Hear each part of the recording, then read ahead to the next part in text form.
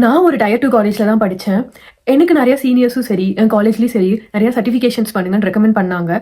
So, எனக்கு தெரிஞ்ச Udemy, Courseraல நான் சர்டிஃபிகேஷன்ஸ் முடிச்சேன். அப்புறம் என் காலேஜ்லயே எனக்கு ரெக்கமெண்ட் பண்ணது வந்து NPTEL போர்ட்டல். எனக்கு தெரிஞ்சு இன்னும் நெறைய காலேஜ்ல சொல்லிட்டு இருக்காங்கன்னு நெனைக்கிறேன். ஸோ, அந்த போர்ட்டல்லயுமே நான் வந்து சர்டிஃபிகேஷன்ஸ்லாம் முடிச்சேன். இது எல்லாமே ரெஸ்யூமேலயுமே ஆட் பண்ணேன். பட் எனக்கு அப்புறம் தான் புரிஞ்சிச்சு, இது எதுவுமே எனக்கு பெருசா வேல்யூவே குடுக்கல. எனக்கு டெக் இண்டஸ்ட்ரிக்குள்ள போனதுக்கு அப்புறம் தான் தெரிஞ்சிச்சு, எவ்ளோ நல்ல சர்டிஃபிகேஷன்ஸ் எல்லாமே இருக்கு. அது வந்து மோர் தேன் எ டிகிரி, அது எவ்ளோ வேல்யூபிள் அப்படின்றதே எனக்கு புரிஞ்சுது. ஸோ, இதனால இங்க நான் எங்கேயுமே டிகிரி அதுக்குன்னு யூஸ்லெஸ்ன்னு நான் சொல்லவே கிடையாது. டிகிரி சர்டிஃபிகேஷன்ஸை விட இந்த மாதிரி ப்ரொஃபஷனல் சர்டிஃபிகேஷன்ஸ் எடுக்கிறது வந்து உங்க ரெஸ்யூமேவை ரொம்ப டிஃப்ரென்ஷியேட் பண்ணி காட்டும். ஒரு லேக்ஸ் ஆஃப் இன்ஜினியர்ஸ் இருக்கிற இடத்துல உங்க ரெஸ்யூமேவை டக்குன்னு பிக் பண்ணணும்னா, இந்த சர்டிஃபிகேஷன்ஸ்லாம் முடிச்சிருந்தீங்கன்னா கண்டிப்பா நீங்க கிளிக் ஆகி அட்லீஸ்ட் உங்க இன்டர்வியூக்காவது உங்களை செலக்ட் பண்ணுவாங்க. அப்படி ஒரு டாப் 5 சர்டிஃபிகேஷன்ஸ் தான் இந்த வீடியோல நான் ஷேர் பண்ண போறேன். இந்த டாப் 5மே ஒரு டிஃப்ரெண்ட் டொமைன் பேசிஸ் தான், but with in the tech இண்டஸ்ட்ரியில. நீங்க இப்பதான் என் வீடியோ ஃபர்ஸ்ட் டைம் பாக்குறீங்கன்னா, hi, I am Yuva, working as a cloud engineer. வீடியோக்குள்ள போறதுக்கு முன்னாடி ஒரு டிஸ்க்ளைமர் கொடுத்துட்றேன். ஒரு லேக்ஸ் ஆஃப் இன்ஜினியர்ஸ் எல்லாமே இயர்லி கிராஜுவேட் ஆறாங்க. அவங்க எல்லாருக்குமே வேலை கிடைக்குதானா? நோ, கிடைக்கல. அதே மாதிரி தான் இந்த சர்டிஃபிகேஷன்ஸுமே. இது எல்லாமே உங்களுக்கு வந்து உங்களோட டெக் ஸ்கில்ஸை இம்ப்ரூவ் பண்றதுக்குமே சரி, உங்களை வந்து இண்டஸ்ட்ரிக்குள்ள போறதுக்குமே சரி, பாத்வே மாதிரி தான் இருக்கும். இதனால நான் ஜாப் கிடைக்கும்னு ஒரு 100% கேரண்டிலாம் கொடுக்கவே கிடையாது. நம்பர் 5 லிஸ்ட்ல பார்த்தீங்கன்னா Salesforce சர்டிஃபிகேஷன். இது பேசிக்கலி ஒரு கஸ்டமர் ரிலேஷன்ஷிப் மேனேஜ்மெண்ட் சாஃப்ட்வேர். கம்பெனியும் கஸ்டமருக்கான இன்ட்ராக்ஷனையும் ரிலேஷன்ஷிப்பையும் இம்ப்ரூவ் பண்ணி அந்த பிஸ்னஸையும் க்ரோ பண்ணுறதுக்கு ரொம்பவே ஹெல்ப்ஃபுல்லாக இருக்கிற சாஃப்ட்வேர் இது. டூல் இல்லாமல் எந்த டெக் கம்பெனியுமே ரன் ஆகாது.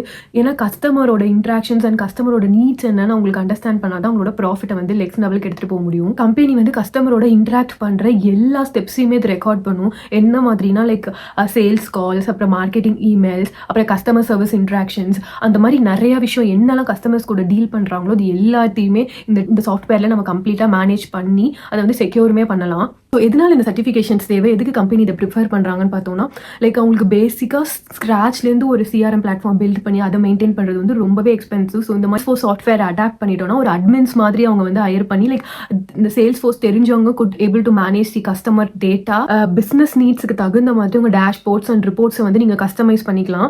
எல்லாமே பண்ணுற மாதிரி ஒரு அட்மின்ஸை தான் வந்து இப்போல்லாம் கம்பெனிஸ் ப்ரிஃபர் பண்ணிட்டு இருக்காங்க மோர் தேன் டெவலப்பர்ஸ்.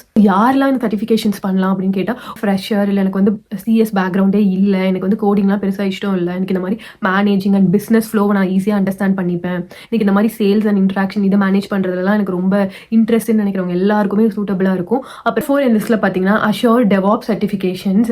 DevOps வந்து பூமிங்காக இருக்குது. எல்லா ஆர்கனைசேஷன்லையுமே வந்து கிளவுடுக்கு மைக்ரேட் ஆகுறாங்க. ஸோ தட் DevOps இன்ஜினியர்ஸ் தேவை. பிகாஸ் கிளவுட் இன்ஃப்ராஸ்ட்ரக்சரை மெயின்டைன் பண்ணுறது, பில்ட் பண்ணுறது, டிப்ளாய் பண்ணுறது, மேனேஜ் பண்ணுறதுன்னு எல்லா ஒர்க்கையுமே கிளவுட் இன்ஃப்ராஸ்ட்ரக்சரில் பண்ணிட்டு இருக்காங்க with following all the DevOps principles. இந்த சர்டிஃபிகேஷன்ஸ் பண்ணுறதுனால என்ன மாதிரி ஸ்கில்ஸ்லாம் டெவலப் பண்ணுவீங்கன்னா, CI/CD பைப்லைன்ஸ் ஆட்டோமேட் பண்ணுறது, monitoring and logging and release management, இந்த மாதிரி எல்லா DevOps ஸ்கில்ஸையுமே நீங்கள் இந்த ஒரு சர்டிஃபிகேஷன் மூலியமாக லேர்ன் பண்ணலாம். யாருக்கெல்லாம் சூட்டபிளாக இருக்கணும், நான் ஃப்ரெஷர்ஸை கண்டிப்பாக சொல்ல மாட்டேன். ஃப்ரெஷர்ஸை வந்து DevOpsக்கு டேரெக்டாக ஹையர் பண்ணுறதுமே ரொம்ப டஃப் தான். ஸோ ஆல்ரெடி நீங்கள் சப்போர்ட் ரோலில் இருக்கீங்க, கிளவுட் ரிலேட்டடாக ஒர்க் பண்ணிட்டு இருக்கீங்க அப்படின்னு அவங்களுக்கு இந்த சர்டிஃபிகேஷன்ஸ் பண்ணுறது ஒரு போனஸாகவே இருக்கும். நம்பர் 3 லிஸ்ட்டில் பார்த்தீங்கன்னா Google professional data engineer certifications. டேட்டாவில் தான் ஃபுல் டெக் இண்டஸ்ட்ரியை ரிவால்வ் ஆகிட்டு இருக்கு. மெயினாக இந்த சர்டிஃபிகேஷன்ஸ் எதை ஃபோக்கஸ் பண்ணியிருக்குன்னா, டிசைனிங், பில்டிங் அண்ட் மேனேஜிங் வந்து ஒரு லார்ஜ் ஸ்கேல் ஆஃப் டேட்டாவை வித்தின் த கூகுள் கிளவுடில் எப்படி மேனேஜ் பண்ணுறோன்றது தான். இதில் நீங்கள் என்ன மாதிரி ஸ்கில்ஸ்லாம் டெவலப் பண்ணிப்பீங்கன்னு பார்த்தோம்னா, டேட்டாவை கலெக்ட் பண்ணி அதை ப்ராசஸ் பண்ணுறது, ஒரு பைப்லைன் பில்ட் பண்ணுறது, டேட்டா வச்சு டேட்டா வேர் ஹவுசிங், அப்புறம் டேட்டா அனலிட்டிக்ஸ், மெஷின் லேர்னிங்காக ஒரு டேட்டா ப்ரிப்பரேஷன் பண்ணி, மெயினாக டேட்டாவோட குவாலிட்டி, செக்யூரிட்டி அண்ட் ரிலையபிலிட்டி எல்லாத்தையுமே மெயின்டைன் பண்ணுறது. இந்த மாதிரி டேட்டா ரிலேட்டடான எல்லா ஒர்க்ஸ் வித்தின் த கூகுள் கிளவுடில் மேனேஜ் பண்ணுறது. கூகுள் கிளவுட் பிளாட்ஃபார்ம் தான் பிக் டேட்டா ப்ராசஸிங்க்கு, AI, MLக்குலாம் most of the companies use பண்ணிட்டு இருக்காங்க. ஸோ டேட்டா இன்ஜினியர்ஸாக நீங்கள் போகணும் அப்படின்னு இன்ட்ரெஸ்டடாக இருக்கிறவங்க கூகுள் கிளவுட் சர்டிஃபிகேஷன்ஸ் பண்ணுறது, GCP பிளாட்ஃபார்ம் சர்டிஃபிகேஷன்ஸ் பண்ணுறது வந்து ரொம்பவே ஹெல்ப்ஃபுல். டேட்டா அண்ட் அனலிட்டிக்ஸில் ஆல்ரெடி ஒர்க் பண்ணிட்டு இருக்கவங்க, டேட்டா பேஸ் அட்மினிஸ்ட்ரேட்டர், டேட்டா ரிலேட்டடாக ஒர்க் பண்ணிட்டு இருக்கிறவங்களுக்கு வந்து அவங்க கெரியரை இம்ப்ரூவ் பண்ணணும், நெக்ஸ்ட் லெவலுக்கு போகணும்னா GCP's டேட்டா இன்ஜினியர் சர்டிஃபிகேஷன் வந்து ரொம்பவே வர்த்ஃபுல்லாக இருக்கும். நம்பர் 2 என் லிஸ்ட்டில் பார்த்தீங்கன்னா ISC2 certified in cyber security. இந்த சர்டிஃபிகேஷன் வந்து உங்களுக்கு fundamentals of cyber security understand பண்ணுறதுக்கு ரொம்பவே ஹெல்ப்ஃபுல்லாக இருக்கும். இப்போ நிறைய சைபர் செக்யூரிட்டியில் கோர்சஸ்மே வந்துருச்சு. ஈவன்ஸ் பேச்சுலர் ஸ்பெசிஃபிக் டு சைபர் செக்யூரிட்டிலாம் கூட வந்துட்டு இருக்கு.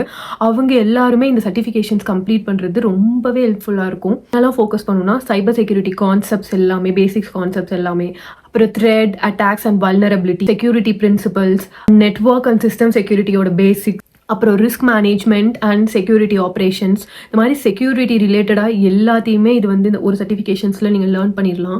எதுக்கு இந்த சர்டிஃபிகேஷன்ஸ்லாம் யூஸ்ஃபுல்லாக இருக்குன்னு பார்த்தோம்னா, இப்போ டேட்டாஸுமே அதிகமாகிடுச்சு. அப்புறம் நிறைய கம்பெனிஸ் கிளவுடுக்குமே நிறைய மைக்ரேட் ஆகிட்டு இருக்காங்க. ஸோ சைபர் அட்டாக்ன்றது ரொம்பவே அதிகமாக இருக்குது. ஸோ கம்பெனிஸ்க்கு வந்து சைபர் செக்யூரிட்டி தெரியிற இன்ஜினியர்ஸ் எல்லாமே வேணும். இது டேட்டா பிரீச்சஸ் நடந்துச்சுன்னா ஒரு கம்பெனி ரெப்புடேஷன் அப்புறம் அவங்களோட ரெவன்யூமே டைரக்டாக இம்பாக்ட் ஆகும். செக்யூரிட்டின்றது வந்து எல்லா ஐடி சிஸ்டமுக்குமே ரொம்பவே இம்பார்ட்டன்ட். யாருக்கெல்லாம் அந்த சர்டிஃபிகேஷன்ஸ்னா even the beginners, security analyst and security engineers. இந்த மாதிரி நம்பர் 1 லிஸ்ட்டில் பார்த்தீங்கன்னா AWS certified solution architect.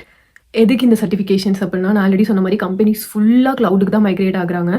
Certification பண்ணுறனால உங்களுக்கு ஒரு பேசிக் அண்டர்ஸ்டாண்டிங் ஆஃப் க்ளவுட் உங்களுக்கு கண்டிப்பாக தெரிஞ்சிடும். லைக் எப்படி ஒரு சிஸ்டமை வந்து செக்யூராக டிசைன் பண்ணுறான், ரிலையபிள் அண்ட் காஸ்ட் எஃபிஷியன்ட்டாகவும் ஸ்கேலபிளாகவும் எப்படி சிஸ்டம் நீங்கள் வந்து AWSல வந்து ரன் பண்ணலாம் அப்படின்ற கம்ப்ளீட் அண்டர்ஸ்டாண்டிங்குமே இந்த ஒரு சர்டிஃபிகேஷன்ஸ் மூலியமாக உங்களுக்கு தெரிஞ்சிடும். எல்லா சர்வீசஸ் வித்தின் AWSல உள்ள பேசிக் அண்டர்ஸ்டாண்டிங்குமே உங்களுக்கு புரியும். மெயினாக எதை ஃபோக்கஸ் பண்ணி இருக்குன்னா, ஒரு ரைட் AWS சர்வீசஸ் எப்படி சூஸ் பண்ணுறது, ஒரு அவைலபிள் அண்ட் ரிலையபிளான சிஸ்டம் எப்படி பில்ட் பண்ணுறது, ஒரு கிளவுட் ஆர்கிடெக்சரை வந்து எப்படி டிசைன் பண்ணுறது, செக்யூரிட்டி அண்ட் ஆக்சஸ் கண்ட்ரோல் எப்படி IAM பெர்மிஷன்ஸ்லாம் வந்து ப்ராப்பராக யூஸ் பண்ணுறது, ரோல் எப்படி ஈச் சர்வீஸ்க்கு கான்ஃபிகர் பண்ணுறது, performance and cost optimisation, different டூல்ஸ்லாம் யூஸ் பண்ணி எப்படி சர்வீசஸை வந்து ஆப்டிமைஸ் பண்ணி ரன் பண்ணலாம் அப்படின்னு ஓவராலாக ஒரு ப்ராப்பரான சிஸ்டமை AWSல ரன் பண்ணுறதுக்கு இந்த சர்டிஃபிகேஷன்ஸ் ரொம்பவே ஹெல்ப்ஃபுல்லாக இருக்கும்.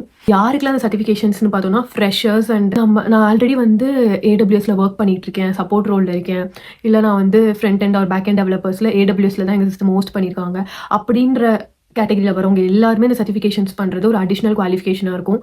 நான் இங்கே எதுக்கு வந்து ஸ்பெசிஃபிக்காக AWSன்னு சொல்கிறேன்னா, most around 30 to 33% of companies around the tech market வந்து AWSல தான் ரன் பண்ணிட்டு இருக்காங்க. ஸோ இது ஒரு லீடிங் க்ளவுட் ப்ரொவைடராகவுமே இருக்குது. ஸோ நீங்கள் AWS சர்டிஃபிகேஷன்ஸ் பண்ணுறனால உங்களுக்கு ஆப்பர்ச்சுனிட்டிஸ் வந்து நிறையா இருக்குது. அதனால தான் நான் ஸ்பெசிஃபிக்காக இந்த க்ளவுட் ப்ரொவைடரை சூஸ் பண்ணியிருக்கேன்.